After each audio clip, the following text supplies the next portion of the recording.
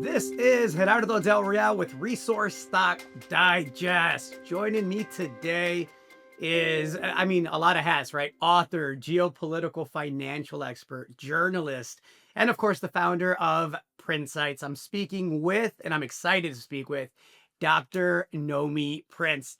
Dr. Nomi, how are you today? Our first time actually interacting in the public domain. Excited to have you. How are you doing? I am doing well, and I'm so excited to be connecting with you electronically and publicly. Jared, I'm just really excited about this opportunity. So thank you. I love this. We started chatting briefly off air, and about 20 seconds into it, I said, no, no, no, no, no. Let's save that enthusiasm for the interview and our conversation, right? And so we have this unique situation in time where we have, in my opinion, a hard asset bull market that's coinciding with what I call a natural resource cold war that isn't so cold anymore. It's really out in the open now. It's not the whispers that used to be a decade ago when we had the first rare earth hiccups and warnings and insights as to what was coming, but it's now spreading to almost the entire commodity space. And I know you're working on a book, and I know it ties in perfectly with the geopolitics intersecting with, again, what I think is going to be one of the most historic bull markets in the resource space. I would love your take about where we're at in that cycle and why you're excited and so excited to cover it, especially in your new book. Yeah, I am. We are at the beginning of the next cycle, and I almost would say it's not even just a cycle; it's bigger than that. It's an era. I Mm, think we're really in a commodity era, unlike anything we've really seen historically. And I never say things that big, yeah. but it's really true because of some of the things you mentioned and that we're watching unfold. So many things are connecting between where global superpowers are seeing themselves and want to be, where commodities basically come into their spaces and rewrite the map of global power, where Mm, commodities need to be from a supply standpoint to meet the demand that we currently have, let alone all of the future demand that's going to come from developing the economies, yeah. the infrastructures, the defense mechanisms of what's shifting in the world. And all of these things are coming together through natural resources, through specific commodities. And what's being written and discussed in the United States and in governments around the world is so much more frenetic and urgent than it has been since the Cold War. But now we're in an environment where there are many more materials that are necessary and expansions that are happening given where we're currently at in terms of supply, that it's just super exciting. I have to think that a part of your upcoming book, the one you're working on right now, has to touch on how asleep at the wheel the US and the West was as it relates to the rare earth space is a phenomenal example of that, right? Where China came in the late 90s and started buying assets left and right, and then went out and forged new alliances with, continents like Africa and started laying the groundwork for decades of critical metals dominance that, again, in 2010-ish, we saw a preview of what could happen. And I think now in 2025, we're really seeing the consequence of the US and the West being asleep at the wheel. I actually commend this administration a lot for the urgency with which it's really cut red tape and has encouraged, you mentioned copper, where we could talk rare earths here in a second, but has encouraged the advancement of a North American critical metal supply chain. How far behind do you think we are? Are we really decades behind? Is it worth the effort that we're taking on now, even if it doesn't pay off for several years? Both of those things are true. I absolutely agree with you. We are decades behind, and the efforts will pay off because they have to. We can't continue to be behind. And this administration's done some really interesting things if you tie it back to what it did the first time, right? So if you look at the Trump administration 1.0, Yeah. that was when the critical minerals list was repositioned and readjusted to actually look at some of the materials and minerals that we are lacking from a strategic national defense perspective. There were tariffs placed on some of them. The Biden administration actually continued some of these, like on rare earths, like on permanent magnets and so forth, to Correct. try and ring fence a little bit of processing and allied sourcing.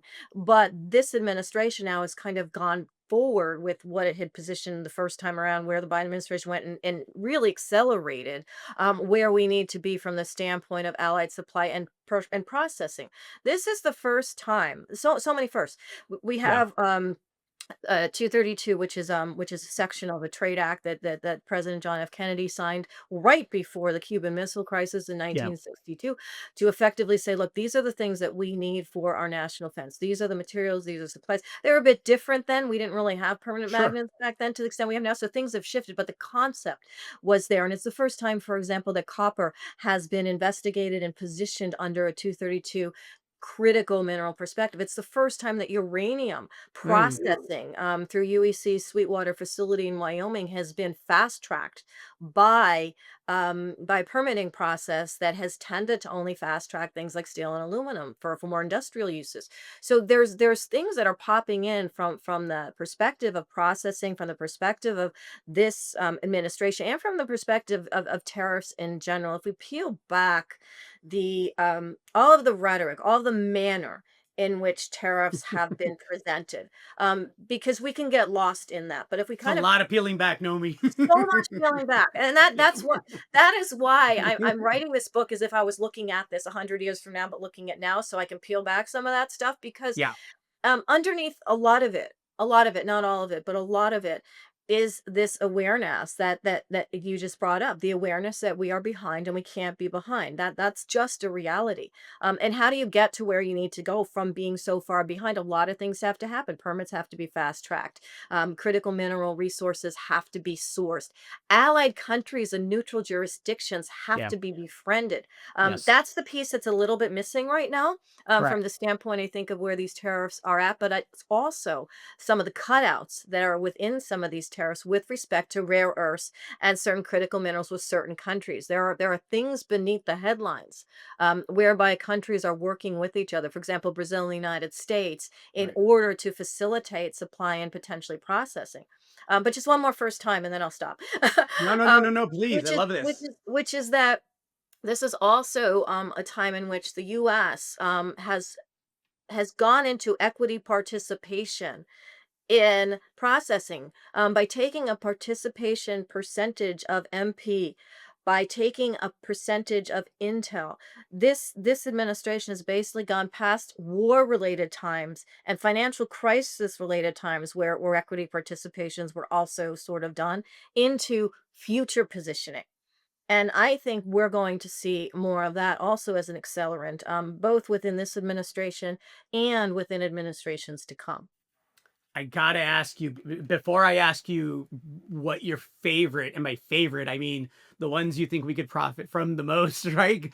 Commodities are. I know you're heavily involved in the rare earth space, but also obviously you're very, very, very knowledgeable across the space. So I'm curious to hear your take there. But before we get there, I have to ask, how did you feel about the government coming in and taking a 10% stake in a company like Intel? Yeah, let me just ask you the question instead of telling you what I how I felt about it, right?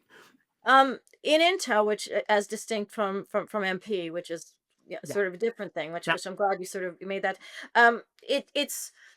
It's a little bit after the fact. What has happened with Intel is that, initially under the CHIPS Act, for example, there was significant billions of dollars that was basically appropriated through that act under the Biden administration to go into helping Intel, and it didn't quite facilitate the speed or the competitive speed given where we're at, not just Intel, but in general in chips sure. relative to China, relative to Taiwan, that Washington was expecting. When I say Washington, I don't even mean the Biden administration. I mean like the deep state, Yeah, the yeah, yeah. individuals that are there in intelligence throughout, that don't get the headlines, that are just there in the fabric of DC for decades. And I don't think it went fast enough. And so this participation, I think, was to sort of accelerate that desperation of having some sort of a ring fence on chips and on chip production. And I think that's where it was. I think it was an act of necessity and to a little bit of an extent desperation, in order to try and facilitate some sort of fast track, that's not by permits, but by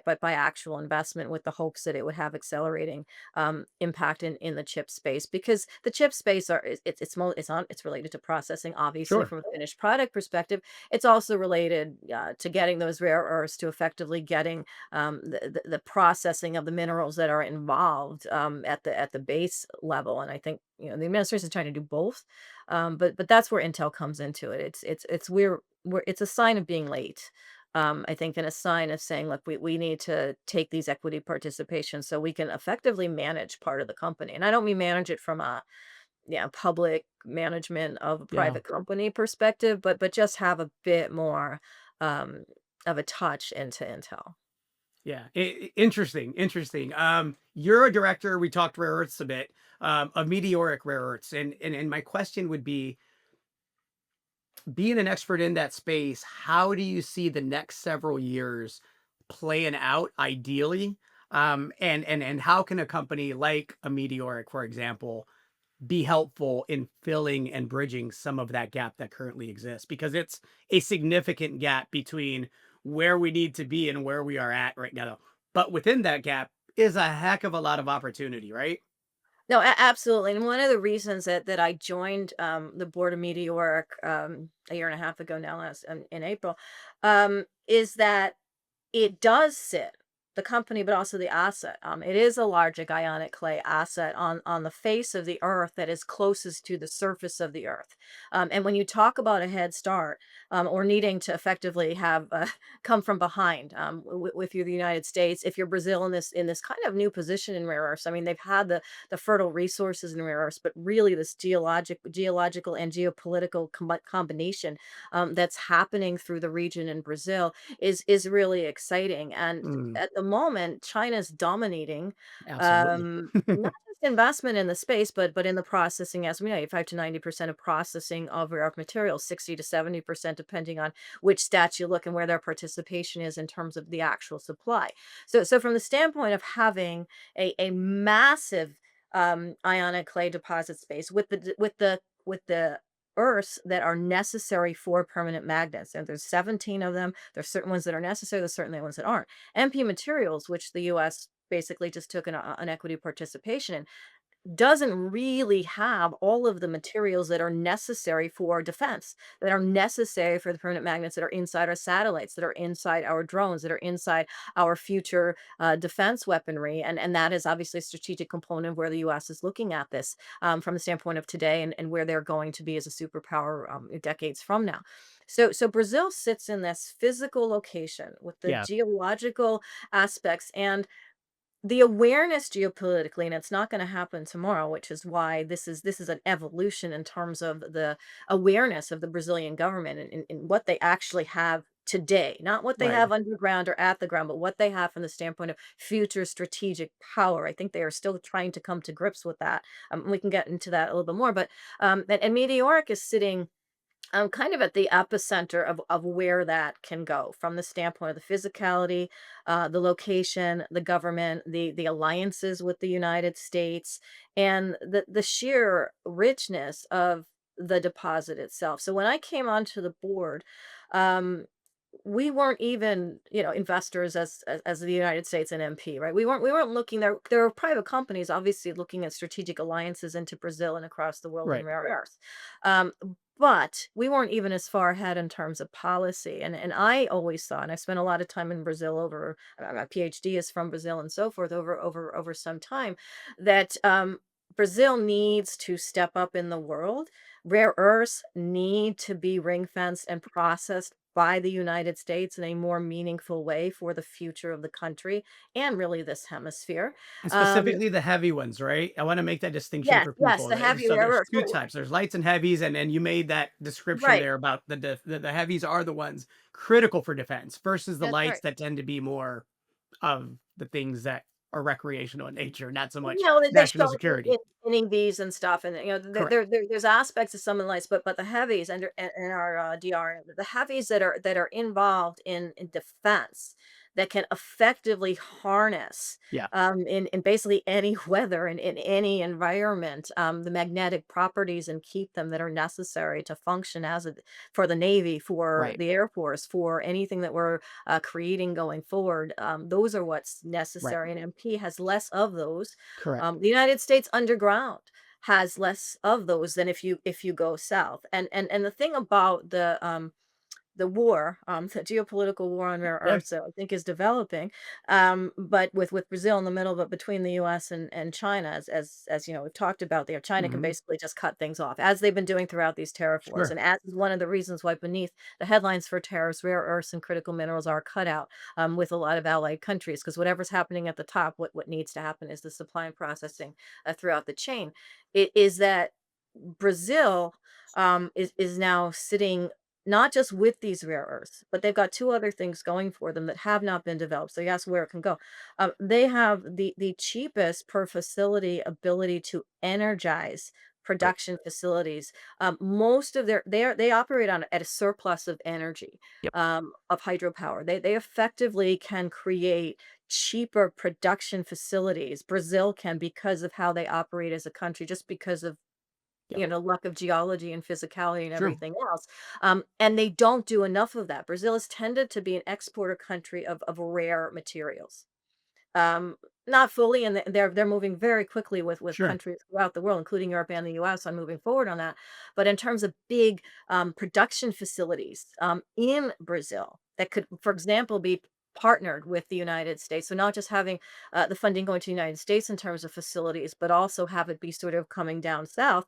That can make it more cheap to process, which can keep the economic efficiencies of rare earths down by more and actually be cheaper competitive to the United States. So there's ways to work the energy part of the equation, as well as the rare earths themselves, aside from being heavies, they are closer to the physical top of the ground. And what right, that means is that you're not sort of doing the sort of real intensive fracking type sure, of drilling that you would be doing. For example, Russia has Siberia. There's a ton of rare earths in the middle of like nowhere, Siberia, but it's yeah, so expensive to get to them and access them. And even a lot of what China has access to, they're much more in rock than in clay. yep, yep, So nature, and this is the final thing I'm York and just in Brazil. Nature is effectively, yeah, meaning the calderas are the 70 million year volcanic kind of, chasm. But it's brought these rare earths into clay form closer to the ground, hmm. and sort of pre-done some of that production of getting the supply at its source, which makes that more cheap from the standpoint of then going up the supply chain.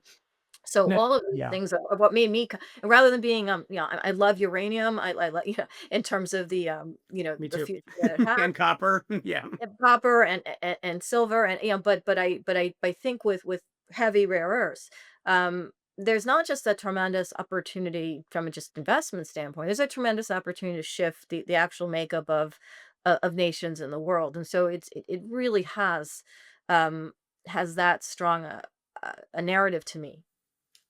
as it relates to Brazil, and I asked the question because I'm invested in several companies that I know have had high level discussions with Chinese investors that seem hell bent on maintaining, at the very least, maintaining their market share or as it relates to Brazil and how strategic that Chinese presence is there. How much of a dent, and maybe there's a better way to ask this. This is, I think, the better way to ask this.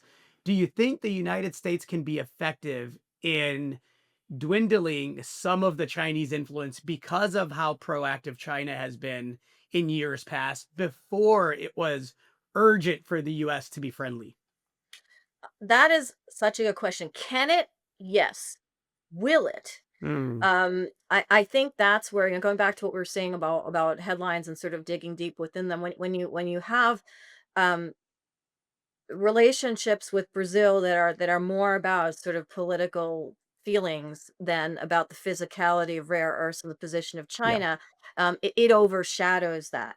Now, what I think is that within sort of the more fabric-oriented, intelligence-oriented, defense-oriented individuals in Washington hang around forever, regardless of who's in the administration, and also in Brazil, that there Sure. is an understanding that the two countries have to come to that sort of an agreement. Now, Brazil's not going to turn around and say no to China per se. So No. it does ultimately, and China's leapfrogged in terms of over the United States in terms of being its key trading partner. And this has just happened in the last decade. And so there's definitely, every time I'm there, I mean, well, Yeah. every time I'm there, there's like there's delegations of people from China in different aspects of conversations in Brasilia than the last time. And you're driving around in in Mhm. BYDs instead of Teslas. I mean, there's just so many things that are embedded in terms of the fabric between Brazil and China. That's not going to go away. What the United States has to realize, with respect to rare earths, with respect to heavies, with respect to the difference between the two, and where MP is a star, but it's not the be all end all of where they need to be, is that they need to reestablish these alliances in a much more meaningful way. They need to throw a lot of political weight and a lot of financial weight behind these alliances, because Brazil is the place Mhm. where the sources are. The Brazilian government is aware of this, but again, certain egotistical things get sort of Yeah. thrown back and forth that I think really they're negative for both countries. I mean, I wrote my PhD on the triangle of Brazil, China, and the U.S. This is not something that Yeah. is new. It's just that, as you say, you go there. Um, and the Chinese have a huge and accelerating momentum with respect to Brazil. They're not backing off. At the same time, that there are companies and sensibilities and long-term strategic alliances between Brazil and the U.S. that need to be reinforced. I think we are not yet there in terms of seeing those large Yeah. checks and those large headlines. That doesn't mean they're not being discussed. But I think it would be a very badly missed opportunity for the United States to not step up the friendship, and for Brazil to not step up the friendship through Eros and through the processing and through the energy aspect. So they can, they absolutely can. Um, but they really do need to step it up. And these are conversations that I have, and people Sure. that I know, and we're having these conversations, right, like every day. Yeah. Yeah. Literally this simply, like you guys, and you women, Yeah, this isn't hard. this is not, and this is both in both countries. Like, you absolutely don't actually have a choice. You can mess about and think you do, but if you're serious, which you are, about the futures of your countries, Yeah. and where the world is developing towards, Mhm. you really need to step up the speed here. I Again, thi these Yeah. conversations are No. every single day, multiple hours, time zones, every day. I believe it. I believe it. Listen, it's been a fascinating conversation, Nomi. I could speak with you for hours on end. I could talk data centers and AI and copper and uranium and lithium. And I actually would love to do that with you. Maybe you can come back in the next couple of weeks and we Sure. can pick up the conversation there. In the meantime, Prinsights Global, please let people know where they can find you while you finish the book, while you do all of that. I know you're out and about. You were at Rick's Symposium, one of the featured speakers, but it's I really think it's valuable for people to know where they can go find you and get your opinions and your takes on a weekly and monthly basis. Sure, thank you. So Prinsights Global is the hat, sort of the bigger hat of Yep. my Substack, which is prinsights.substack.com. We have multiple tiers of subscriptions there. The two main ones, we have a premium and a founders plus, really focus on investments across the commodity space and companies that are related to commodities. So whether it's AI tech or it's infrastructure, energy, but effectively driven through that geopolitical and commodity and geological sort of arena. Our Founders Plus tends to be more small cap and junior companies, all of which have doubled in the last few months. That have, I mean, not because, I mean, it just we're doing very specifically looking at all of these variables. in terms of jurisdictional neutrality and everything else, when positioning new monthly recommendations. So Yeah. there's two products. They're both monthly, which means if you are in Founders, you get both of them, with the investment strategies, why, the timing, the momentum, the tracking, and all of that. So it's on prinsights.substack.com, and that's been exciting to grow during this period, as well. I just started it like 14 months ago, and You have good it's timing, Nomi. You have excellent timing. yeah, Yeah, timing is phenomenal. I think knowing in the early stages of these types of bull markets, it's really easy for all of us to get it right and to see the doubles and the yeah, triples, right? sure, As this cycle advances, I think it's going to be critical, pun intended, to have people like Dr. Nomi Prince that you can go to really separate quality from just the wannabes, because right, a lot of wannabes come mid part of the cycle, late part of the cycle, yep, and even in a yep, bull market, folks, you can lose money. So you want to know what you own, why you own it, and maximize these types of cycles because they don't come around very often.